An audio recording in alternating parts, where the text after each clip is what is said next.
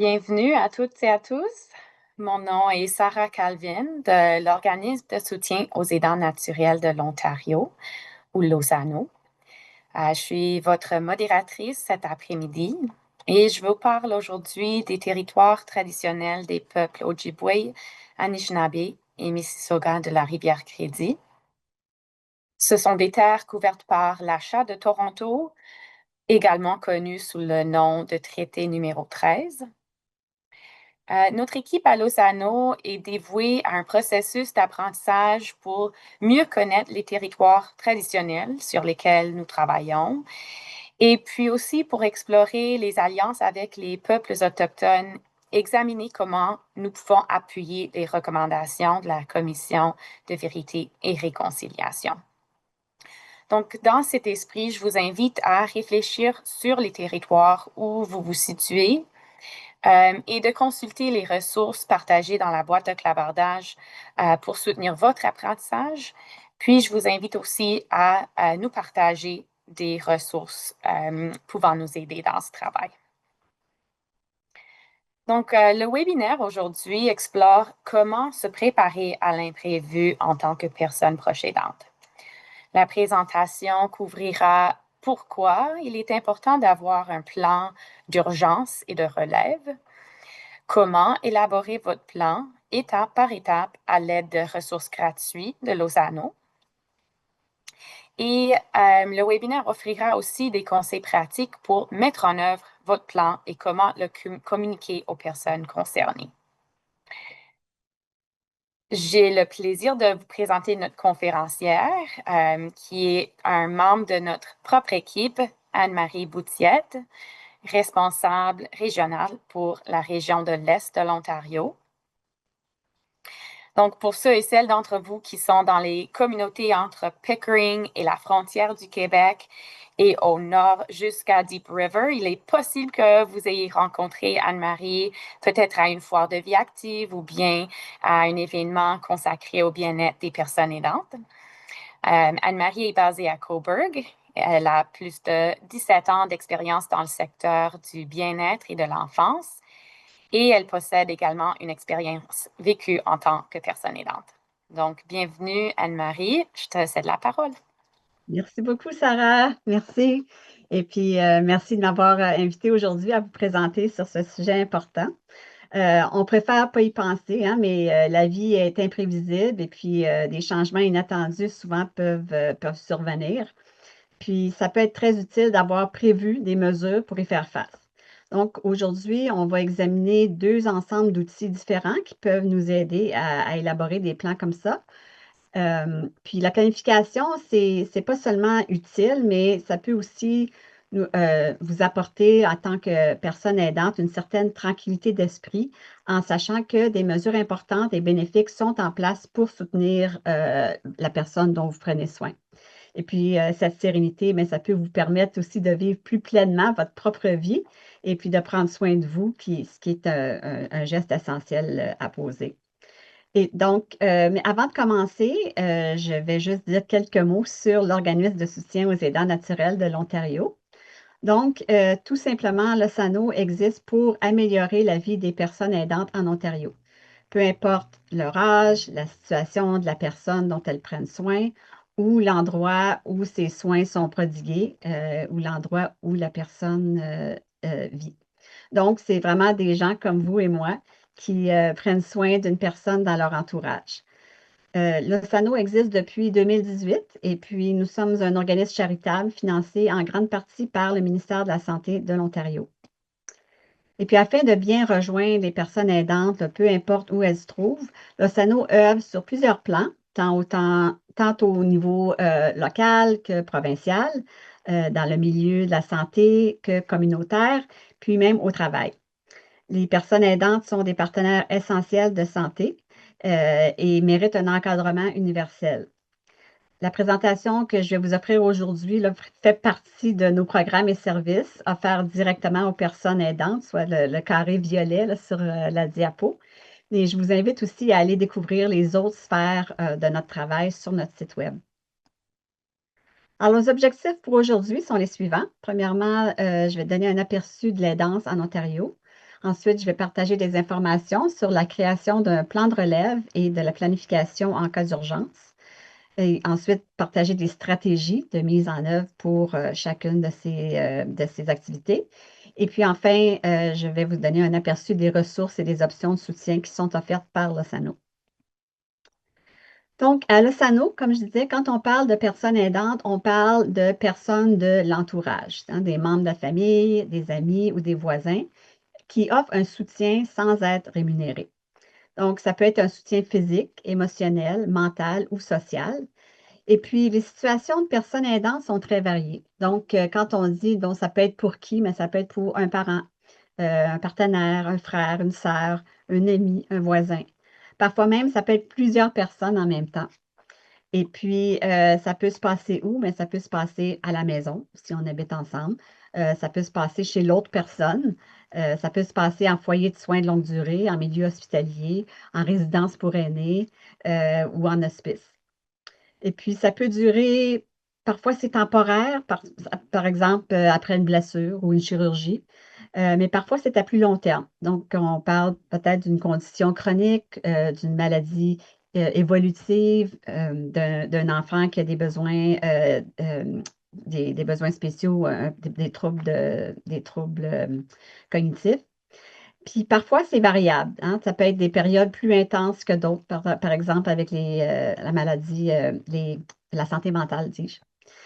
Et puis, qu'est-ce que ça peut inclure comme soutien? Bien, ça peut inclure accompagner une personne à des rendez-vous, gérer les soins au quotidien, aider à la maison, soutenir une personne dans des décisions financières ou juridiques, défendre les besoins de la personne atteinte, ou encore gérer certains aspects administratifs.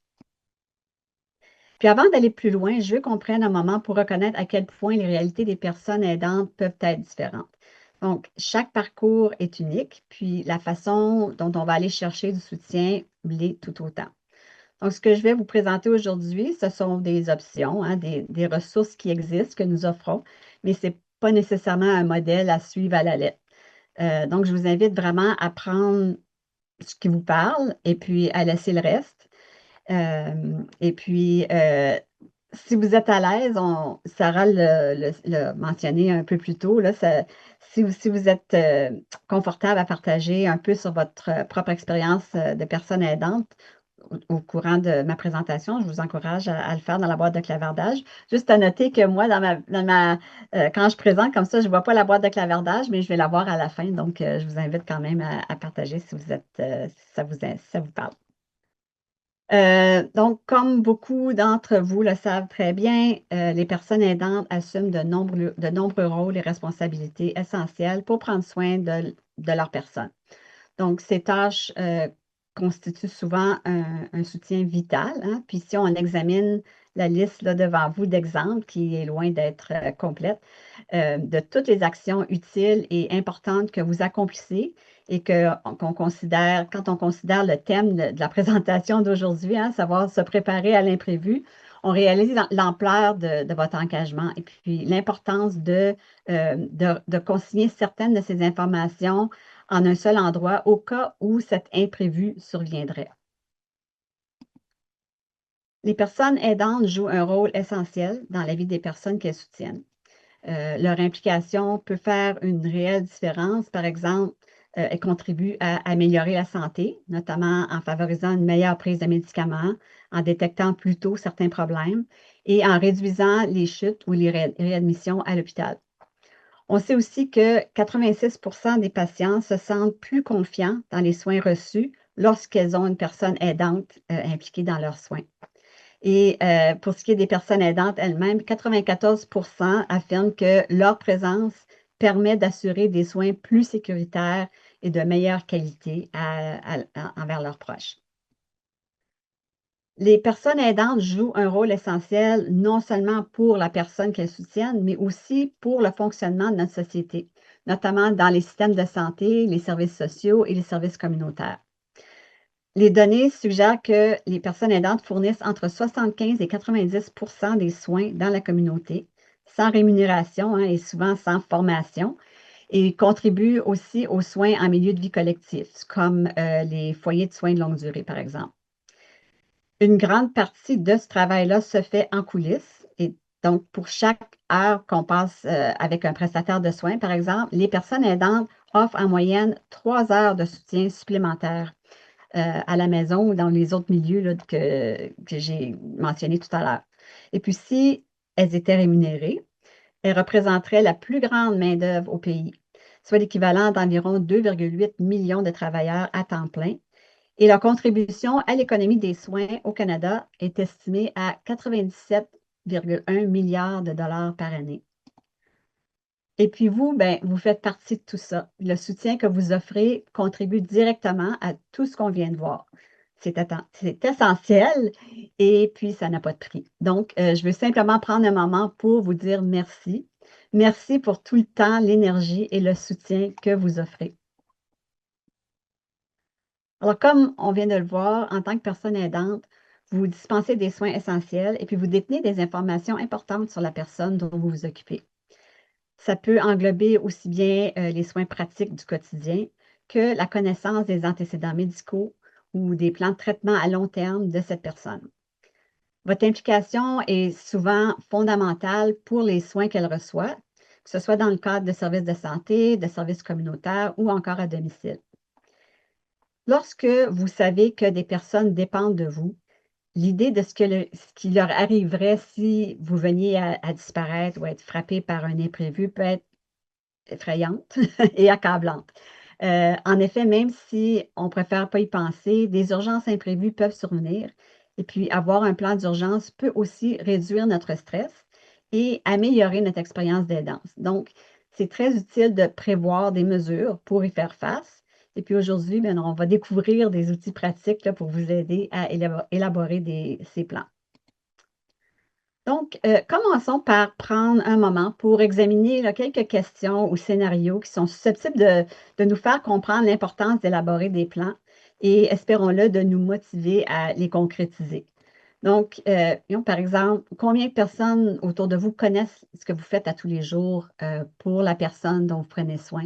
Et puis, combien connaissent tous les détails qui sont nécessaires pour les accomplir? Si vous étiez soudainement incapable de donner des soins, ce serait quoi l'impact sur votre proche? Est-ce que vous avez déjà été confronté à une situation d'urgence puis vous vous sentiez mal préparé? Est-ce que ces questions-là, vraiment, est-ce que ça suscite là, un peu d'inquiétude ou un sentiment de stress ou de submersion là, quand on y pense? C'est ces genres de choses-là auxquelles on va réfléchir, puis pour lesquelles on va essayer de faire un plan.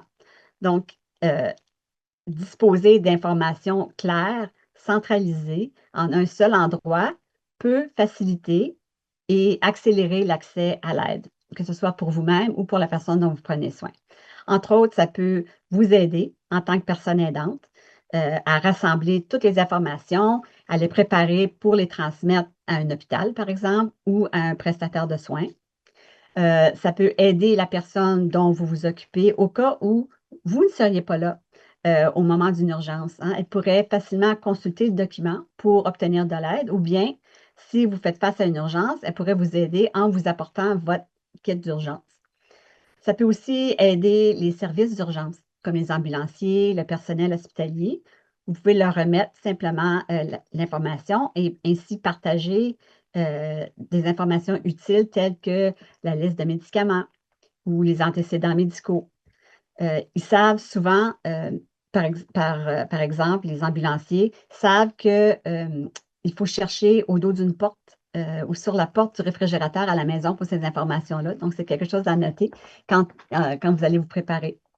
Et puis, le fait de disposer de ces informations rassemblées en un même lieu peut vous apporter une certaine tranquillité d'esprit qui vous permettent de consacrer davantage d'énergie mentale et émotionnelle à prendre soin de vous.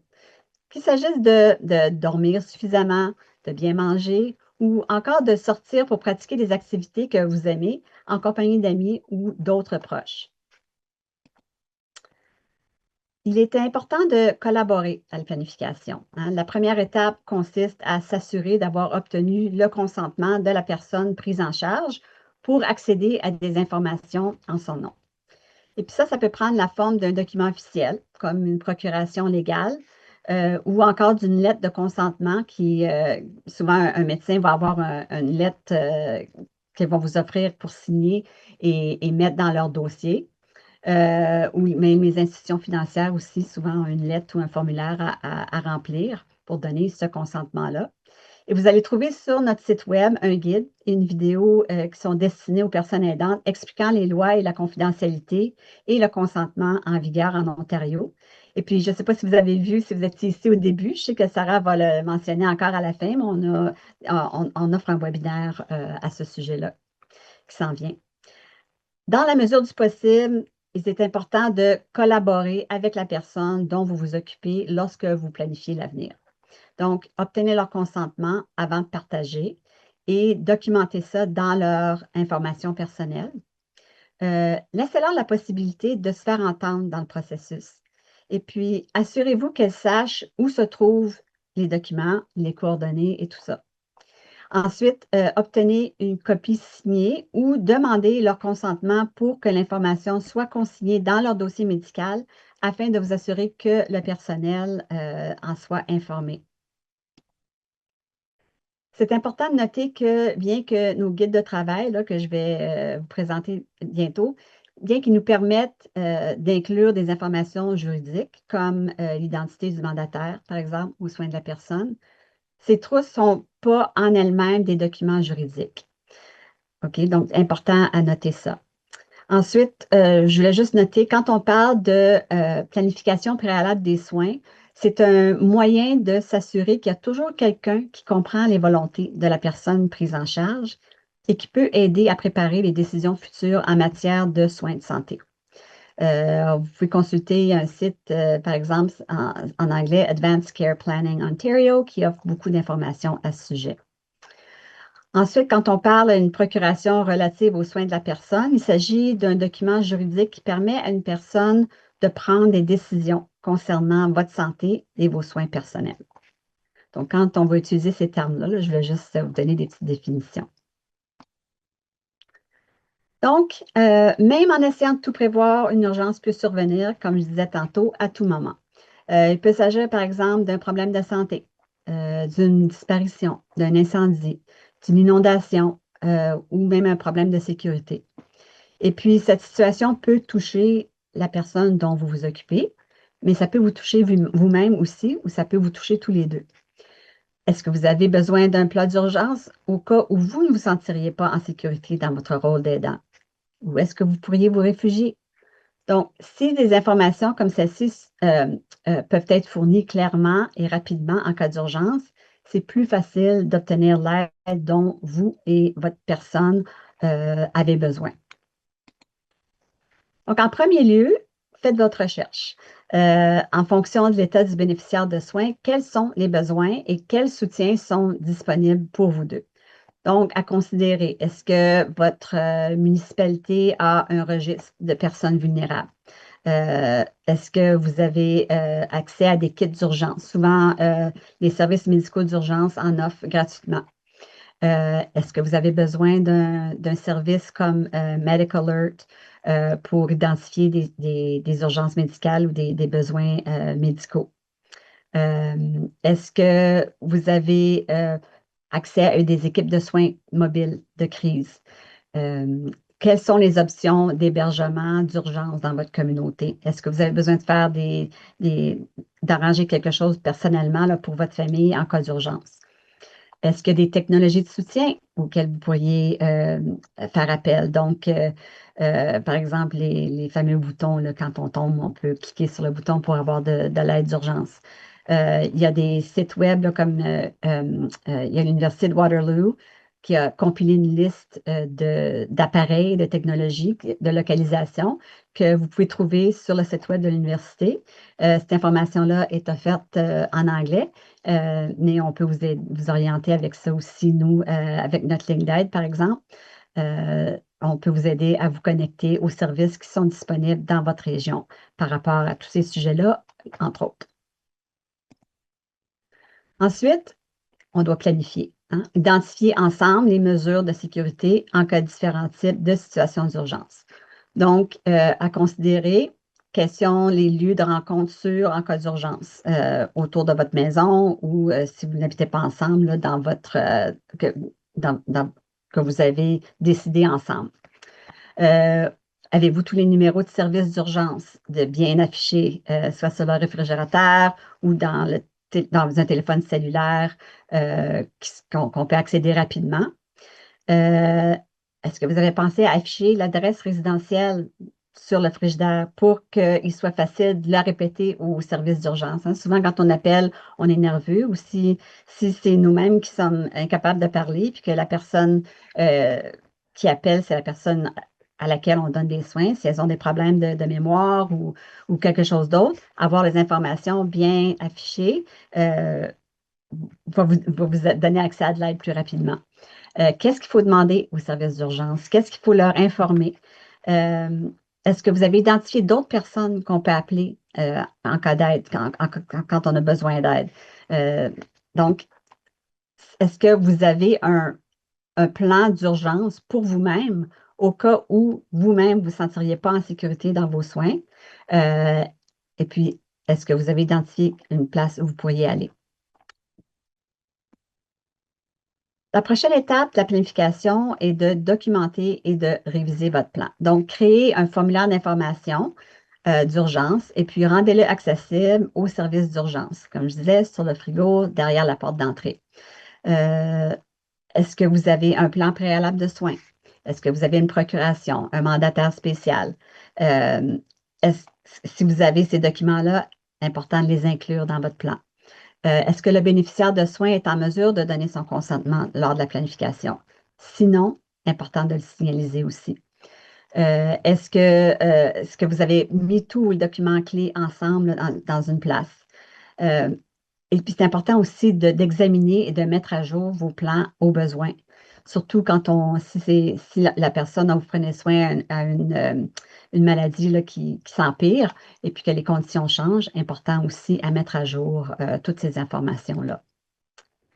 Et finalement, est-ce qu'il y a d'autres précautions qu'on peut prendre? Est-ce que vous avez besoin de vous approvisionner en aliments non périssables, en eau? Est-ce que vous avez des médicaments supplémentaires à la maison? Est-ce que vous avez une trousse de premiers soins?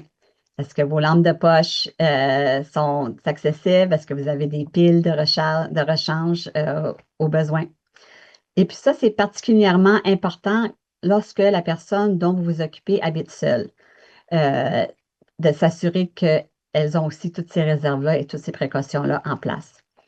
Et puis, si vous êtes connecté à des services de soutien communautaire, parfois, ils sont capables de vous aider à vous préparer. Donc, communiquez avec eux aussi si vous en avez dans votre entourage. Notre formulaire de renseignement en cas d'urgence est un outil qui vous permet, en une dizaine de pages environ, de noter les renseignements clés tels que ceux sur la liste que vous voyez ici et ceux qu'on a discutés.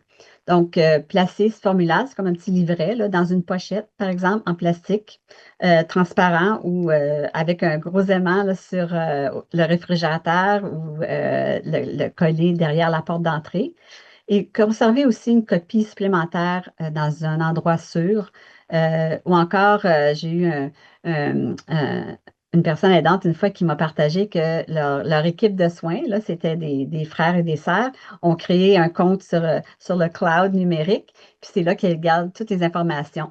Et puis, elles font les mises à jour là. Donc, c'est une autre façon de partager les informations.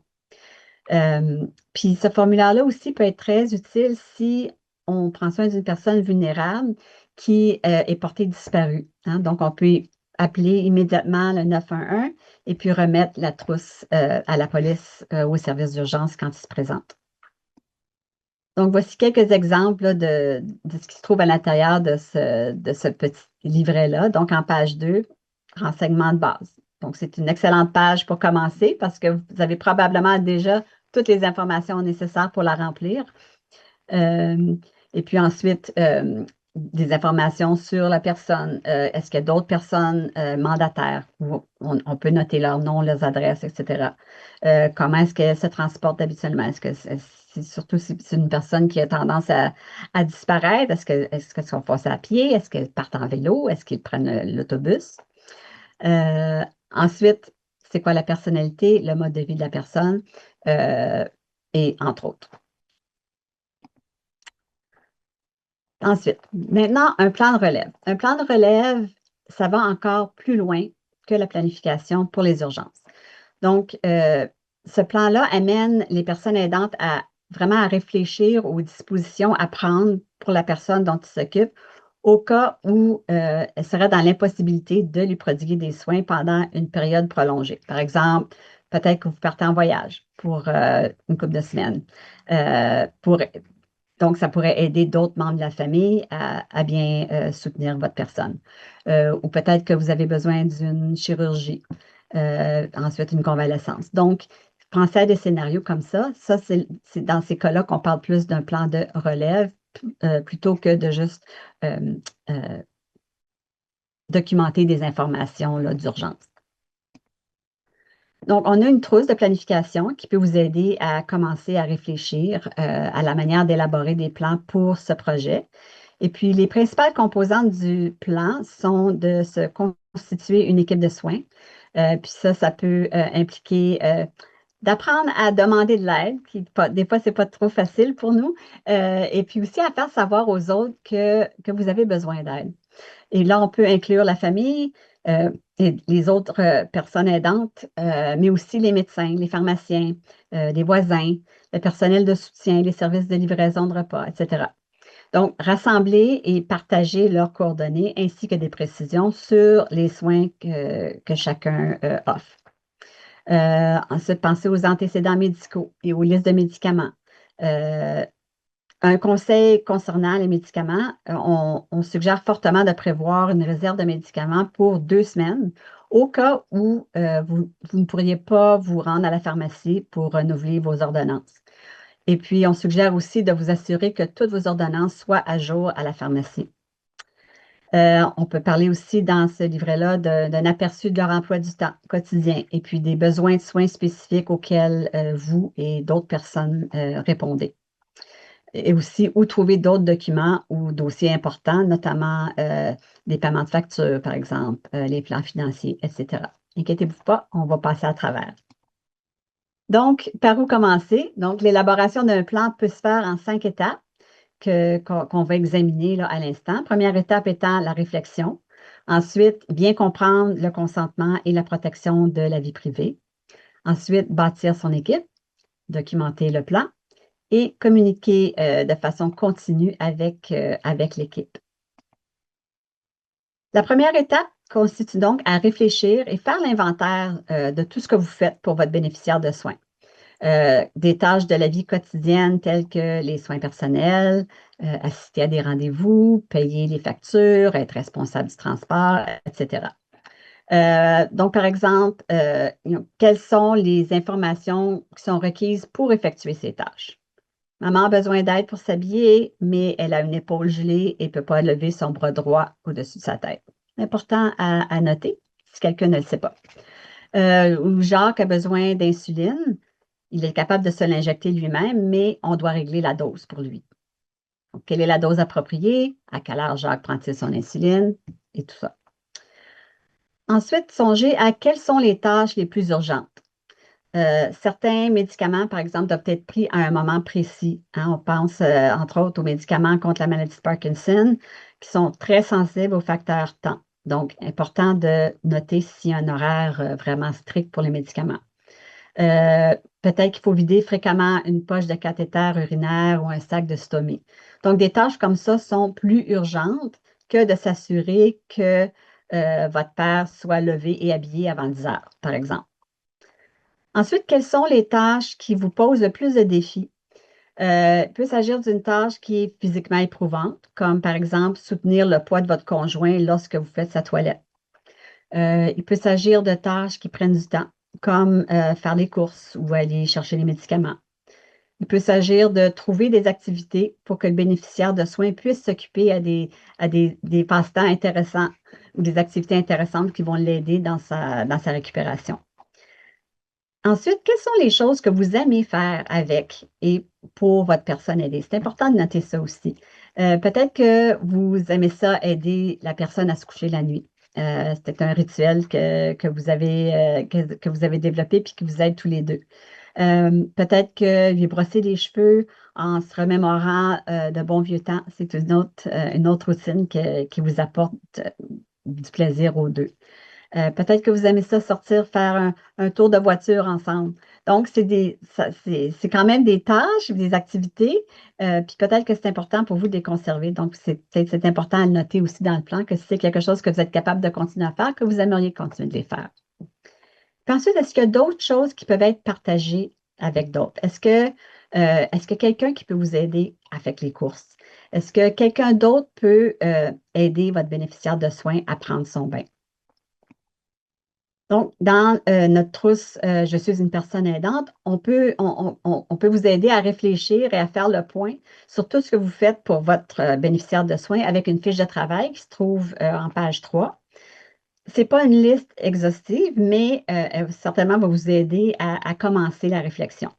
Vous pouvez personnaliser la liste ou vous en créer une à vous-même euh, pour que la liste d'activités soit à jour et qu'elle reflète vraiment votre expérience. Et puis, vous pouvez alors commencer à penser aux personnes de votre entourage qui pourraient vous aider avec certaines activités. Par exemple, est-ce qu'il y a quelqu'un qui peut baigner votre proche si vous n'êtes pas disponible?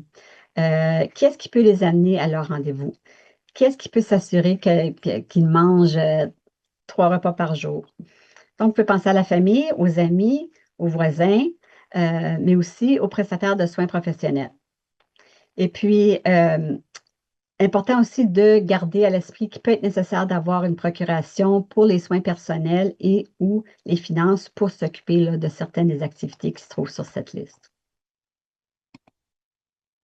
La deuxième étape de l'élaboration et la mise en œuvre d'un plan consiste à réviser les lignes directrices sur la confidentialité et le consentement.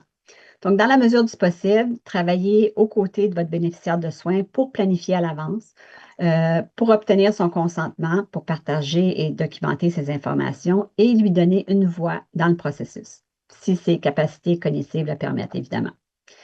Et puis, assurez-vous que la personne sache où se trouvent les documents, les coordonnées, etc.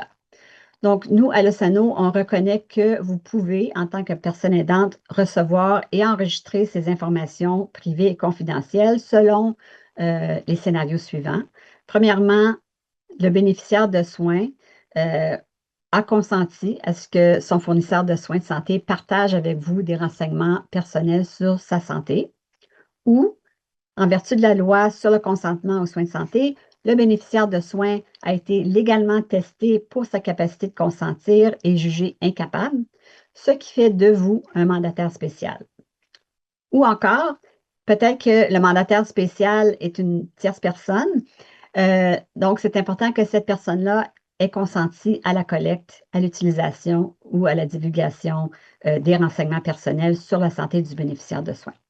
Donc, on vous encourage à demander aux fournisseurs de soins de santé une copie de leur formulaire de consentement écrit ou de demander une copie vierge du formulaire de consentement et puis de le faire signer, s'ils sont capables, par le bénéficiaire de soins.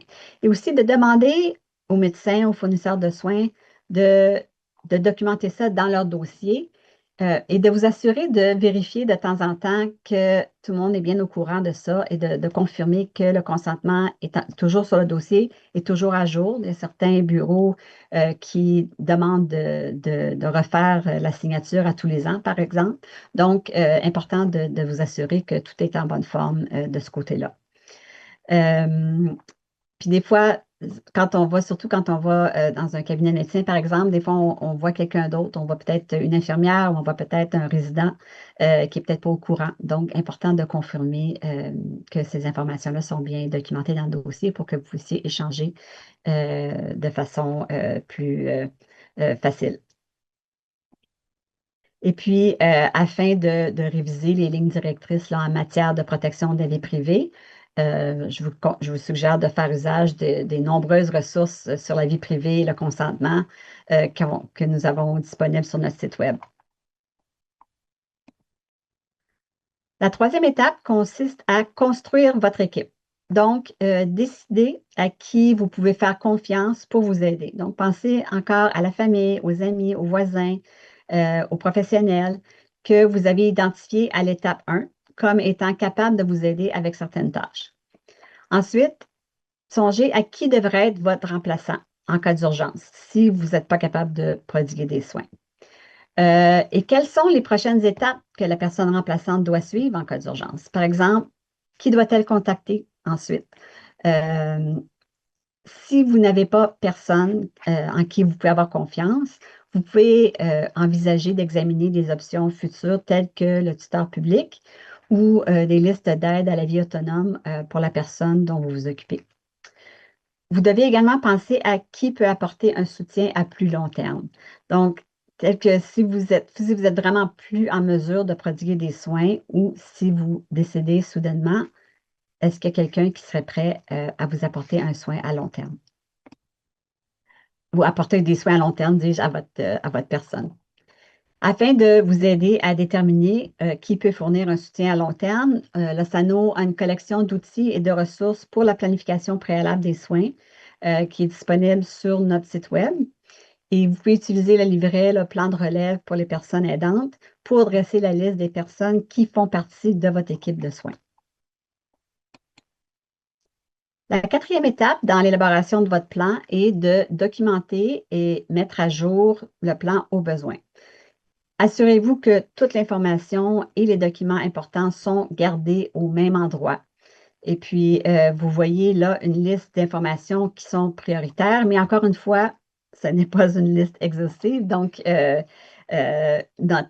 guide, là, vraiment, va vous offrir des opportunités de réflexion et pour noter là, les informations. Par exemple, qui fait partie de l'équipe de soins? Quelles sont leurs coordonnées? Quels autres services sont en place?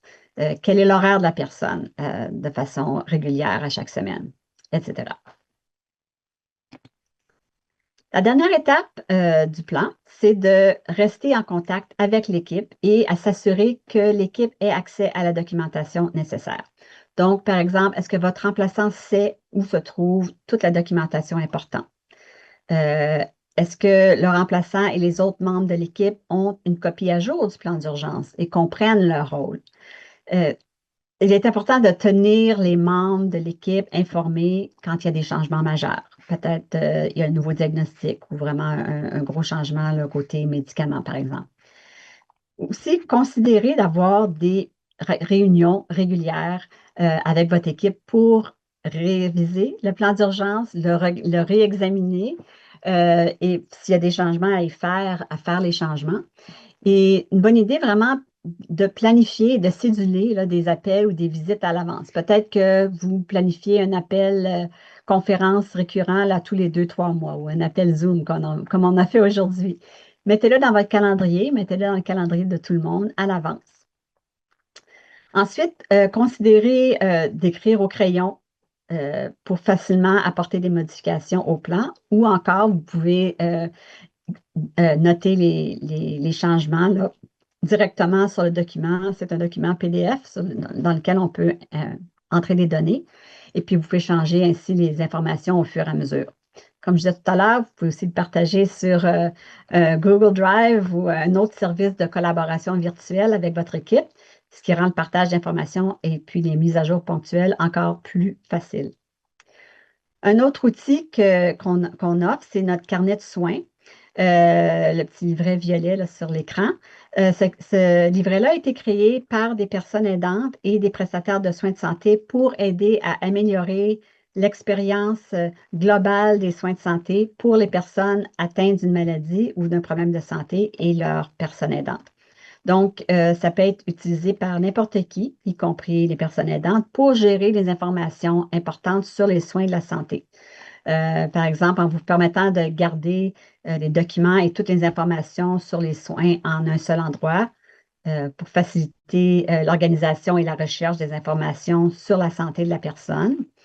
Ça peut vous permettre aussi de partager facilement des informations et d'améliorer la communication entre les membres de l'équipe de soins, y compris les prestataires de soins de santé et les autres membres de la famille. Comme par exemple, il y a une page où on peut enregistrer toutes les informations sur un rendez-vous avec un spécialiste, par exemple. Donc, quand vous retournez voir le médecin de famille, vous pouvez nous montrer ce qui a été discuté, ce qui a été décidé, etc.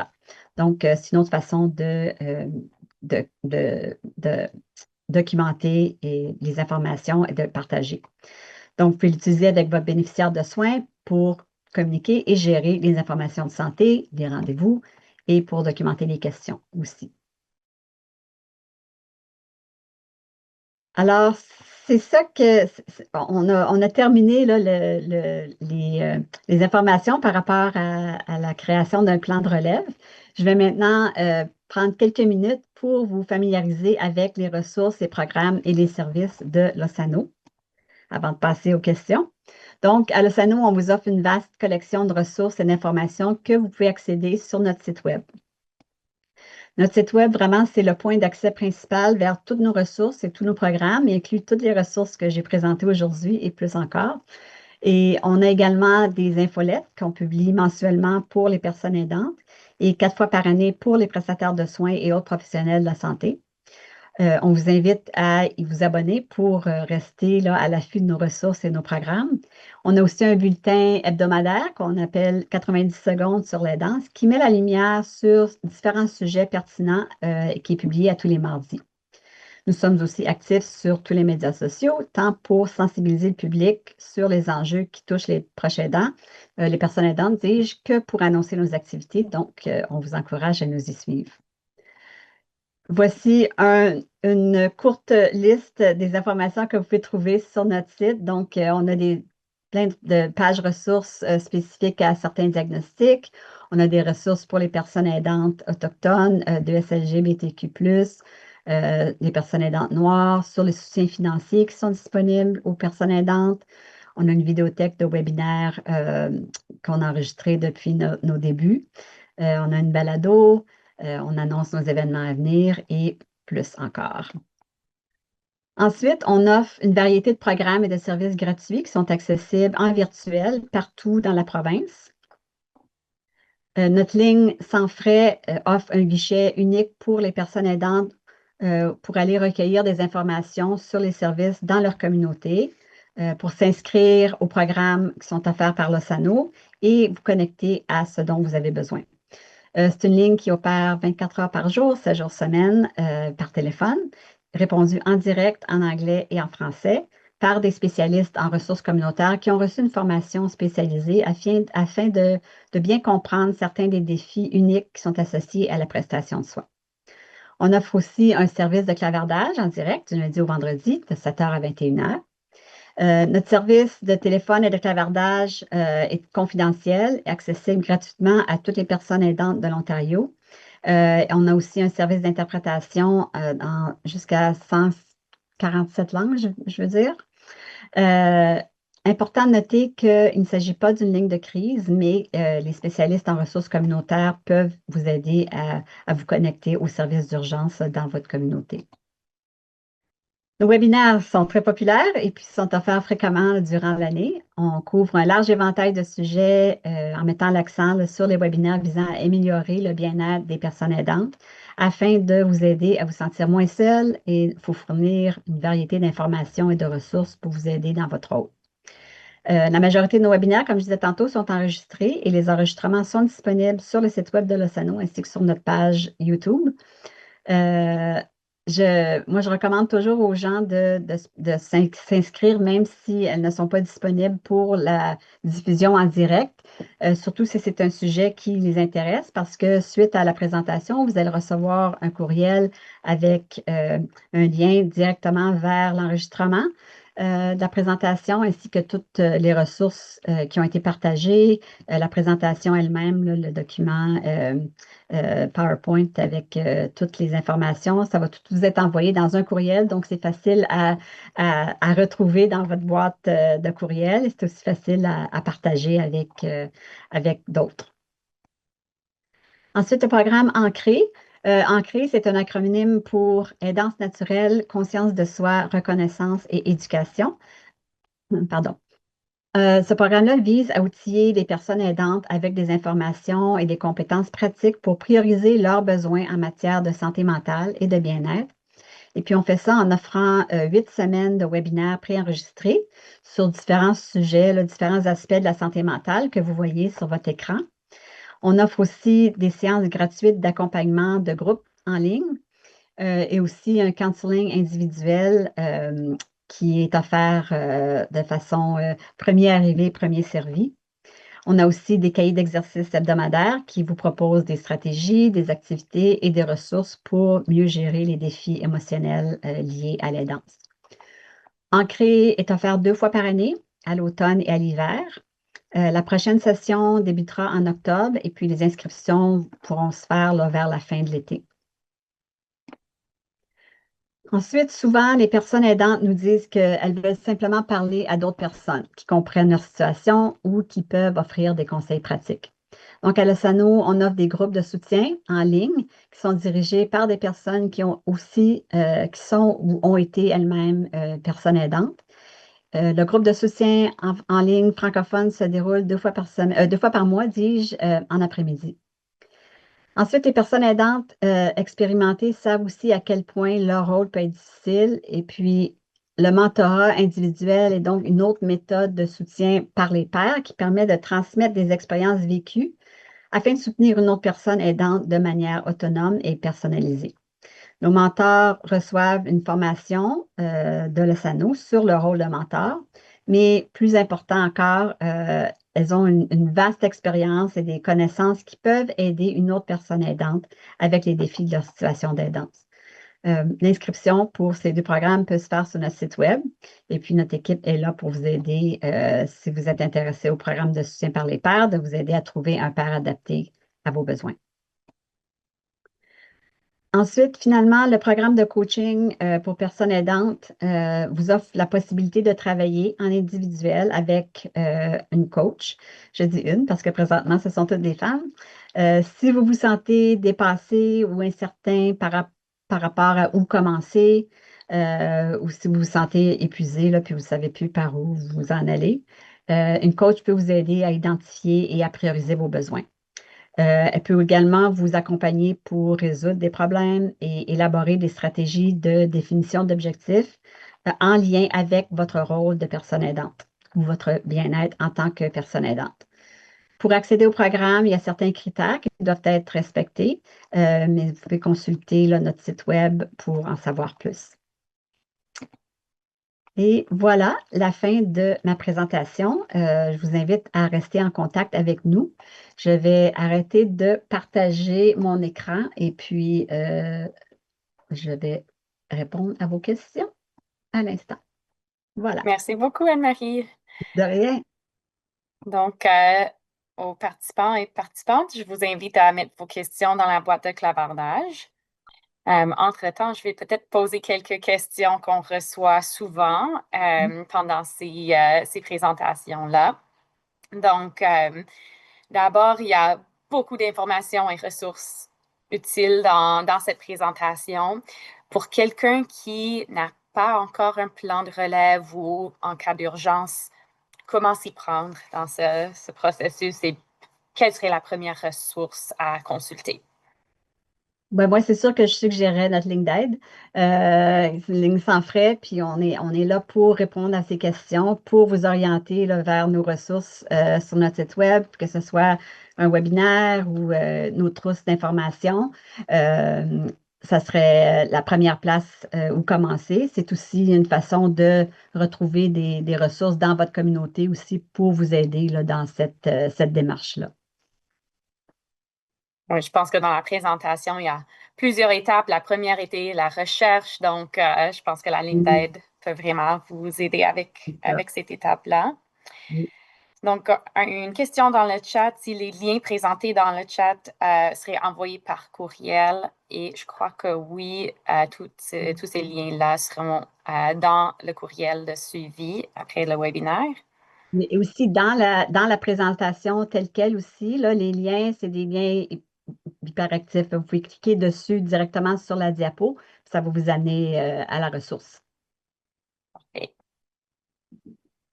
alors, une autre question qu'on reçoit souvent, c'est de personnes qui sont vraiment la seule personne aidante ou qui n'ont pas d'autres personnes qui pourraient aider en cas d'urgence ou pour Mhm. créer un plan de relève.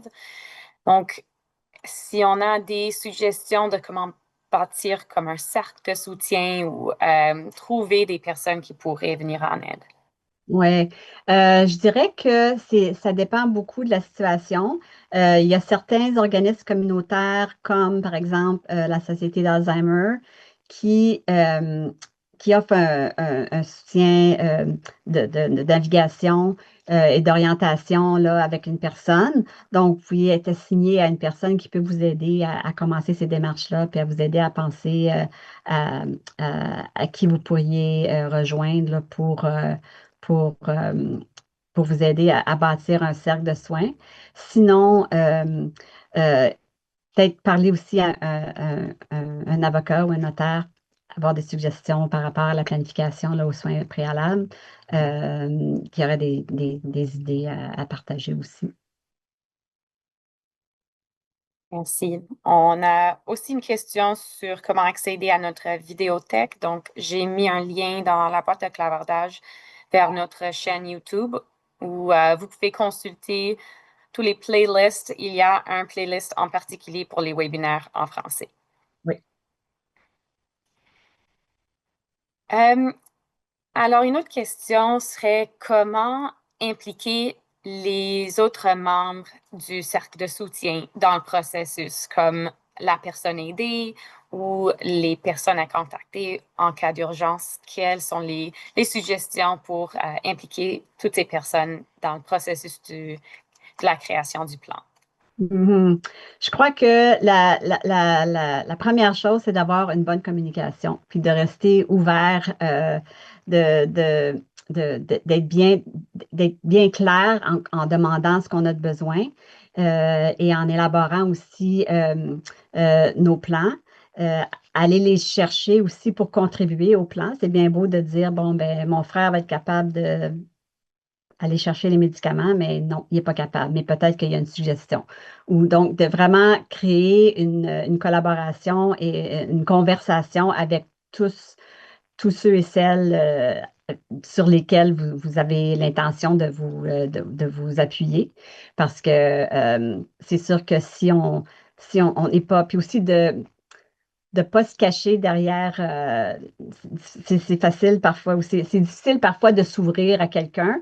Et donc, c'est important de surmonter cette étape-là parce que plus se sent confortable à partager, plus ça va être facile là, d'aller chercher de l'aide et de, de faire bien comprendre aux autres autour de nous à quel point on a besoin de leur aide. Parce que souvent, les personnes autour de nous nous voient juste peut-être une fois par mois, deux, trois fois par année, hein. On pense à la famille, on se voit à Noël, on se voit, fait qu'on on se voit juste dans les bons temps. On ne se voit pas à tous les jours, on ne se voit pas quand c'est plus difficile, quand il y a des défis. Donc, de rester aussi transparent que possible et authentique à notre expérience que possible, ça va vraiment aider les gens autour de nous à mieux comprendre pourquoi on a besoin d'aide, puis comment on aurait besoin d'aide si l'urgence viendrait. Parfait. Donc, on a le temps pour une dernière question. Est-ce qu'il y a des stratégies pour garder à jour tous ces documents-là? Comme je disais, moi, j'ai trouvé ça fantastique, l'idée. Là, si vous êtes confortable là, du côté technique de mettre le document sur le cloud ou Google Drive ou un autre instrument comme ça. euh, donc, si vous gardez le document électronique, c'est facile de retourner, de changer les informations et de dire à votre équipe, hé là, là, je viens de mise à jour, par exemple, mettre à jour, par exemple, on vient d'aller voir le médecin, puis on a changé les médicaments, je viens de faire des changements si vous voulez aller consulter. Je pense que c'est un outil de l'avenir là, qu'on va probablement voir de plus en plus. Mais si vous préférez faire tout ça par écrit, à la mitaine, comme on dit en bon québécois, c'est de le faire à la mine, puis d'effacer au besoin ou de peut-être imprimer une page à la fois, puis de changer les pages, puis ensuite d'envoyer ça. Vous pouvez l'envoyer par, si vous les scannez, vous pouvez les envoyer aux autres, ou si vous voulez faire des copies, puis les envoyer de façon régulière, là, peut-être aux 6 mois, vous envoyez une copie à jour du document à votre équipe. C'est une autre façon de le faire. Puis de toujours garder une copie à jour à la maison aussi. Comme ça, si quelqu'un vient en visite, ben, ils peuvent la consulter s'il y a eu des changements ou en faire une copie eux autres mêmes. Merci beaucoup. Donc, c'est tout le temps qu'on a pour les questions aujourd'hui. Donc, merci Anne-Marie pour tous ces conseils, toutes les ressources utiles. Merci à toutes les participantes et participants. Merci beaucoup.